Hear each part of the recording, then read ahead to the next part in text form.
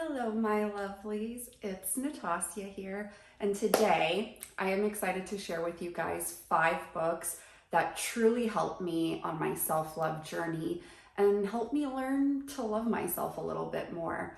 Some of them may be a little bit surprising since they're not necessarily self-love books, but they did help me, and I'll let you know why and how. So I'm going to share my favorite passages from these books and what I learned from them. And who knows, maybe you'll find some new books that you can check out too and read. So let's get this started. So let's dive right in.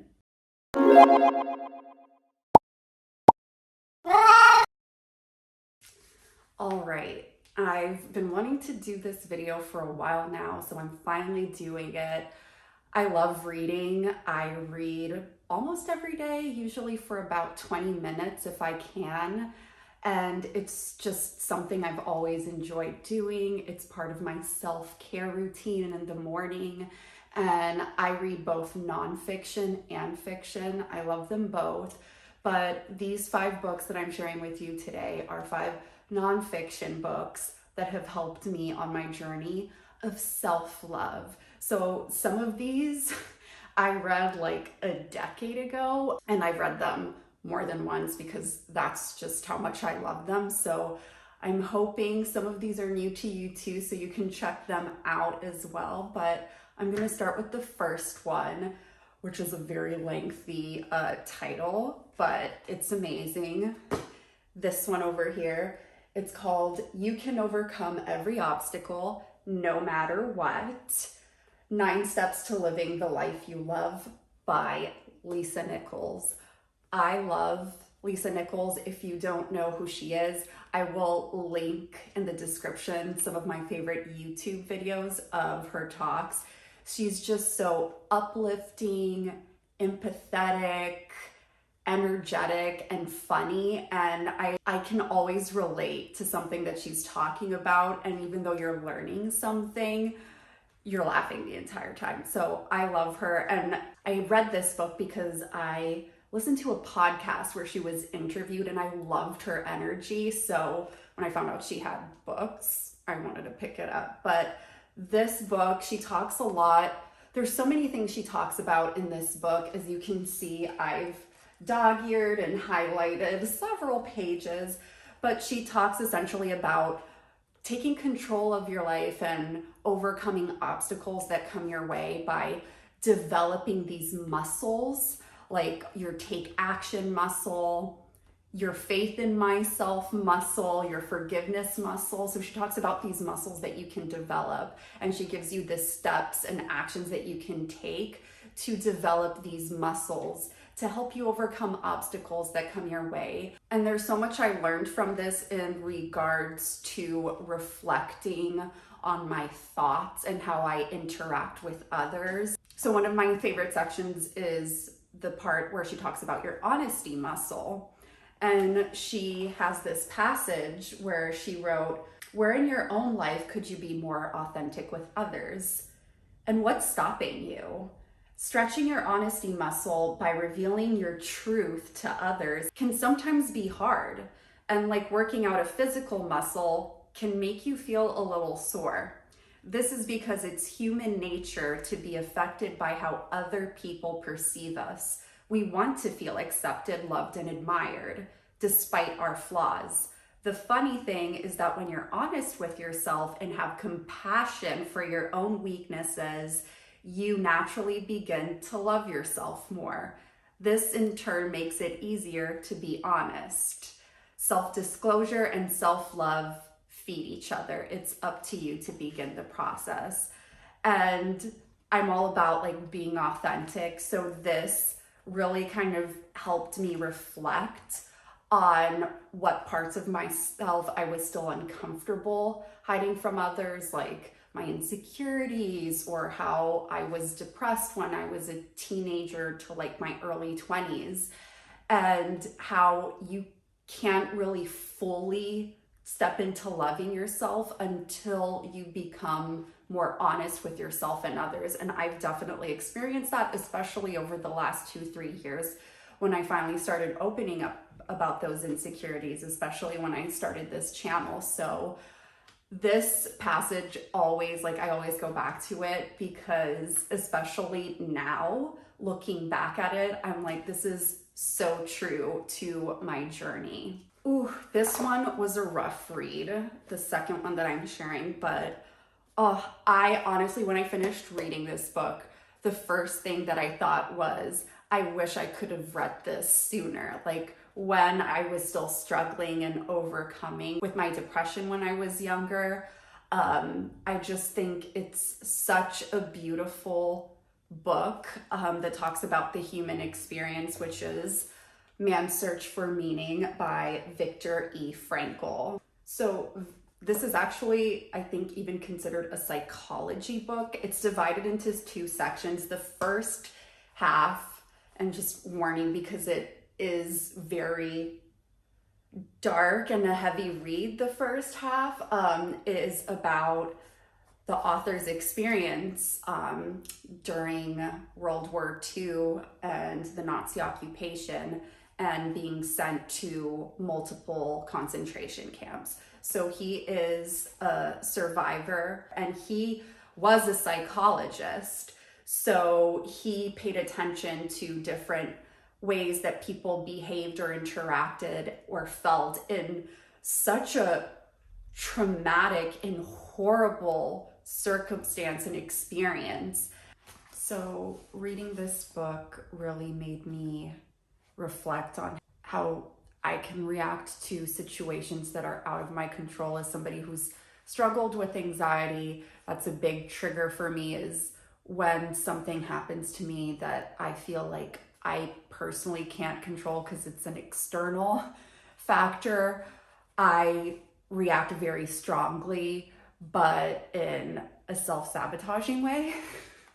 So it's not I'm not comparing any of my experiences to what Viktor Frankl went to, but a lot of what I learned in here can be applied to your own mindset and how you process things. And my favorite passage, which really stuck with me and kind of drives this all home, what I'm talking about, is he wrote, "We who lived in concentration camps can remember the men who walked through the huts, comforting others, giving away their last piece of bread.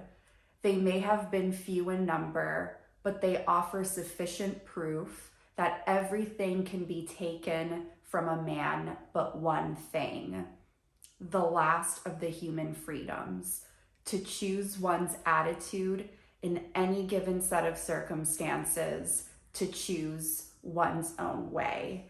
And that passage was so beautiful to me, and it really made me stop and think, like, wow, that's true.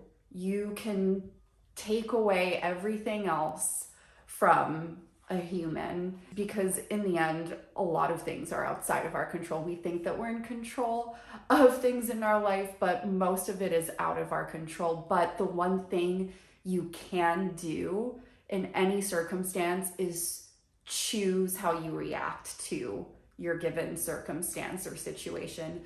Choose your own path and define that for yourself. And reading this was like rough because it's a true story about what somebody lived through during a really dark and horrible and traumatic time in their life. But his perspective on life and his mindset is just so beautiful. So I really recommend this. I honestly, like I said, I wish I had picked this up 10 years ago, but you know, better late than never. So I really loved this book. I know I'm definitely gonna read it again. And I honestly find the psychology part very interesting. And number 3, which I feel like I've spoken about like 5,000 times already in other videos, but that's because I just love this book so much, is Untamed by Glennon Doyle. Oh, it's a memoir. If you don't know who Glennon Doyle is, this book, this is what I mean, like how sharing your story and your experiences and your struggles can help other people feel seen and more comfortable with sharing their own stories. That's how I felt when I read this book. I felt so seen. I'm like, wow, I am not the only person who's thought this way before or who's experienced this. And there were so many moments like that when I read this book. And she's essentially talking about her life and how she had to relearn how to break herself out of a cage and define herself the way she wants to and not what she thinks she needs to be defined as by society. So she talks a lot about running away from pain and fear and what we think of as negative emotions, and how that led her down a path of like destruction and self-sabotage, like drinking and doing drugs. And she finally sat with herself and figured out like feelings are for feeling. You're supposed to feel them. You're not supposed to run away from certain emotions, which I feel like a lot of people have been conditioned to do. I've been there. I've always avoided trying to feel like angry or sad, especially when I was younger and I had gone through depression. I was so scared of ever feeling sad or unhappy. And so I really resonated with this passage, and it was such a good reminder for me, where she says, first, I can feel everything and survive. What I thought would kill me didn't. Every time I said to myself, I can't take this anymore, I was wrong. The truth was that I could and did take it all, and I kept surviving. Surviving again and again made me less afraid of myself, of other people, of life. I learned that I'd never be free from pain, but I could be free from the fear of pain, and that was enough. I finally stopped avoiding fires long enough to let myself burn, and what I learned was that I am like that burning bush. The fire of pain won't consume me. I can burn and live. I can live on fire. I am fireproof. And I thought that was so beautiful, especially as somebody who always had very strong emotions. So I've always felt things really deeply. So when I'm happy, I'm like super happy. And that's beautiful because I appreciate like the little things in my life. But then when I'm sad, I'm devastated and I overthink and I can spiral and bring on anxiety. So I thought this was really beautiful. And even now, I still need it as a good reminder, but that's just like one little section of the book. There's so many things I learned from this, especially as somebody who deals with anxiety. Like, I recommend this. Just go to it with an open mind. There's so much she talks about in here. Like, I've said this before in my other video, but there's something in here for everybody. But this was such a good reminder for me overall on not being scared of my intrusive thoughts and not being scared of my own feelings, because feelings are meant to be felt. And I really loved that reminder. Okay, so I did say in the beginning that some of the books aren't really self-love books, so it may seem strange that they were part of my self-love journey, but I'm going to explain to you why I think this book was so beneficial to me, which is The Compound Effect: Jumpstart Your Income, Your Life, Your Success by Darren Hardy. I've read this book multiple times. I don't know how many times, but I've definitely read it more than once. And it's essentially about building habits. And I read this, I think like at this point, maybe 7 years ago. I think it was actually Ben who recommended this to me. I've spoken about habits before, like building a morning routine and building positive habits that can help you with your self-love and can help you grow. And this was the book that started it all for me. I feel like a lot of times we think of habits as actions and things we do, like, oh, going to the gym. I want to go to the gym more. Oh, I want to wake up earlier. I want to go to bed at an earlier time instead of staying up really late. But all of those things tie into your well-being and your self-love as well. And it can also tie into ways that you think about yourself or talk to yourself. Those are habits too. And As somebody who always had a lot of negative self-talk and was always putting myself down in my head, it was a habit that I had to build, like a habit to combat negative thoughts with positive ones. And this book really helped me out. So I don't see it as only like, oh, building habits so I can build a successful business or that I can succeed in my career, but as a book to help you build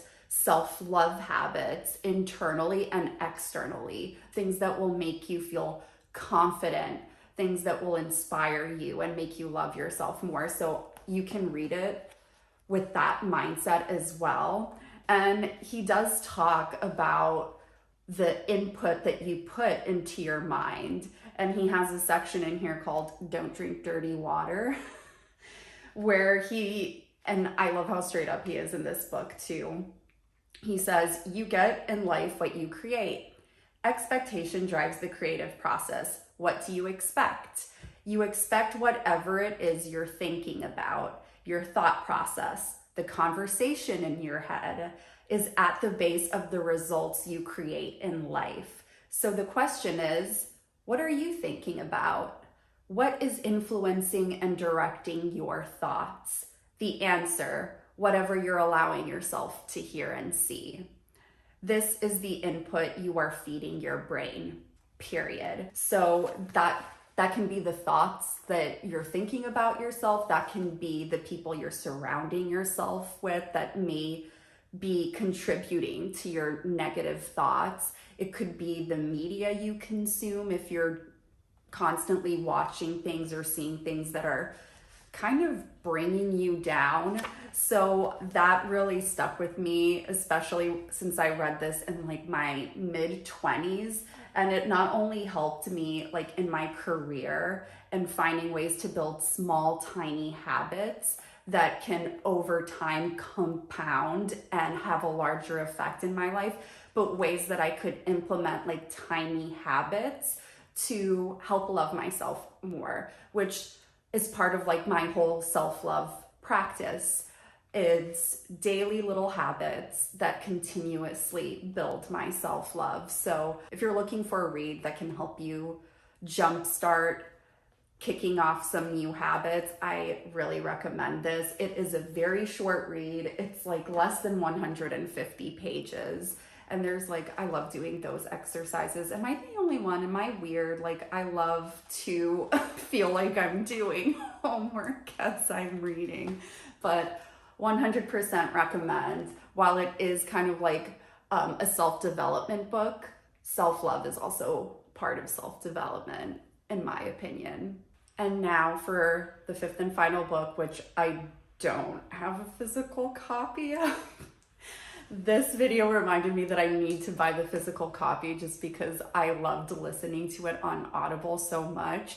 But the fifth book is Braving the Wilderness by Brene Brown. I'm sure several of you have heard of Brene Brown before. She's actually a research professor who focuses mainly on vulnerability, empathy, and being your true authentic self. And she's written several books about those topics, with Braving the Wilderness being my favorite one so far. Braving the Wilderness talks a lot about feeling disconnected from the world and from others, and how as humans we want to belong, and it's part of human nature, but true belonging doesn't really happen until you are comfortable being your true authentic self. That's what true belonging is to her, and it was such a great read. I listened to it on audio, and I started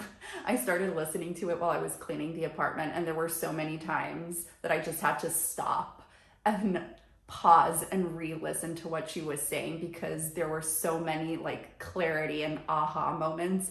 It probably took me twice as long to clean the apartment that day because I was constantly stopping so I could really focus on what she was saying. And she talks, there's so many good passages from it, like about polarized thinking and like us versus them mentality, and what loneliness means and how loneliness is a symptom of a bigger problem. There's so many amazing takeaways from it, but I'm going to read to you one of my favorite passages to kind of give you a glimpse as to what the book is about. Let me know if you can relate to this. Stop walking through the world looking for confirmation that you don't belong. You will always find it because you've made that your mission. Stop scouring people's faces for evidence that you're not enough. You will always find it because you've made that your goal. True belonging and self-worth are not goods. We don't negotiate their value with the world. The truth about who we are lives in our hearts. And it's so amazing because it's true. I felt like when I didn't love myself, because there was a point in my life where I truly didn't like myself, it's like I was looking for that confirmation in others, and it's making me tear up because it brings me back to that and how everything I did, it's like I was looking for that confirmation. Like, see, I'm not good enough.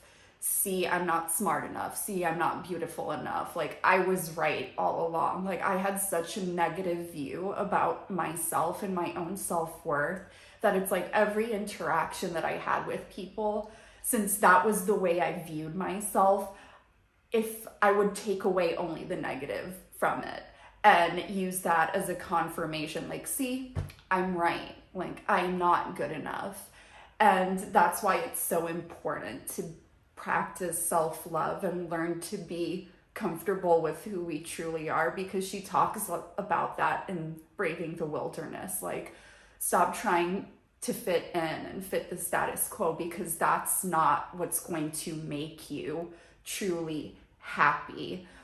The only way to really love and value yourself is by accepting who you truly are. And yes, that may mean that you may lose some people along the way, but if anything, that will also inspire others to just be themselves too and not be ashamed of being themselves. So I really love this one. It's also a really short read, and it's all about authenticity, being comfortable with the uncomfortable, which is true. It is uncomfortable, especially in the beginning, to be yourself, especially when you're so used to hiding parts of yourself from others. But I've experienced it, like, becoming my authentic self has been so rewarding. It's like you don't have to wear a mask around others.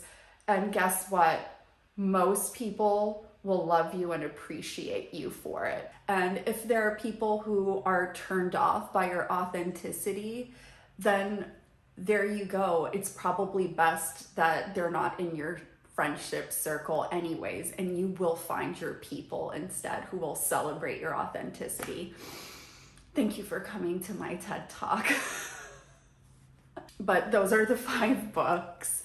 I really hope that some of these are new to you and that you may check some of these out. I would love to hear your thoughts as well if you have read these books, like what you got from them. If you liked them, if you didn't like them, I won't be offended. I'm not the one who wrote them. Let me know as well what books you recommend that have tremendously impacted your life and changed the way that you saw yourself or the way that you think about the world around you.